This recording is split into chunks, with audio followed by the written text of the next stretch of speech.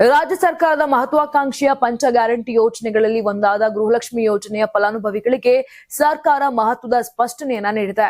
ಗೃಹಲಕ್ಷ್ಮಿ ಯೋಜನೆಯ ಹಣ ಪಡೆಯಲು ಕೆವೈಸಿ ಮಾಡಿಸುವುದು ಕಡ್ಡಾಯ ಎಂಬ ಸುದ್ದಿ ಸಾಮಾಜಿಕ ಜಾಲತಾಣಗಳಲ್ಲಿ ವ್ಯಾಪಕವಾಗಿ ಹರಿದಾಡುತ್ತಿದ್ದು, ಇದು ಸಂಪೂರ್ಣ ಸುಳ್ಳು ಹಾಗೂ ವದಂತಿ ಅಂತ ಜಿಲ್ಲಾ ಮಟ್ಟದ ಗ್ಯಾರಂಟಿ ಯೋಜನೆಗಳ ಅನುಷ್ಠಾನ ಪ್ರಾಧಿಕಾರದ ಅಧ್ಯಕ್ಷ ಸಿಎಸ್ ಚಂದ್ರ ಭೂಪಾಲ ಸ್ಪಷ್ಟಪಡಿಸಿದ್ದಾರೆ.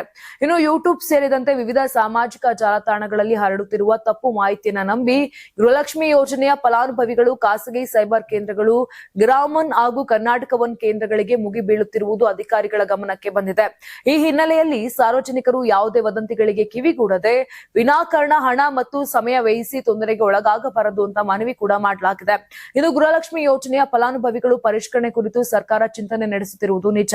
ಆದರೆ ಕೆವೈಸಿ ಕಡ್ಡಾಯ ಅಥವಾ ಫಲಾನುಭವಿಗಳು ತಕ್ಷಣವೇ ಯಾವುದೇ ಕೇಂದ್ರಗಳಿಗೆ ತೆರಳಿ ದಾಖಲೆ ಪರಿಶೀಲನೆ ಮಾಡಿಸಬೇಕು ಎಂಬ ರೀತಿಯ ಯಾವುದೇ ಅಧಿಕೃತ ಆದೇಶ ಅಥವಾ ಮಾರ್ಗಸೂಚಿಯನ್ನ ಸರ್ಕಾರ ಇದುವರೆಗೆ ಹೊರಡಿಸಿಲ್ಲ ಅಂತ ಸ್ಪಷ್ಟಪಡಿಸಲಾಗಿದೆ.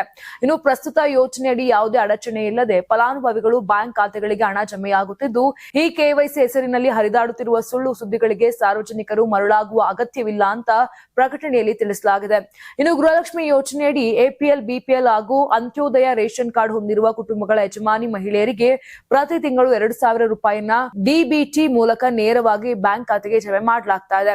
ಯೋಜನೆ ಆರಂಭವಾದ ದಿನದಿಂದ ಇದುವರೆಗೆ ಒಟ್ಟು 30 ಕಂತುಗಳ ಹಣ ಯಶಸ್ವಿಯಾಗಿ ಫಲಾನುಭವಿಗಳ ಖಾತೆಗೆ ವರ್ಗಾವಣೆಯಾಗಿದ್ದು, ಲಕ್ಷಾಂತರ ಮಹಿಳೆಯರು ಈ ಯೋಜನೆಯ ಪ್ರಯೋಜನ ಪಡೆಯುತ್ತಿದ್ದಾರೆ.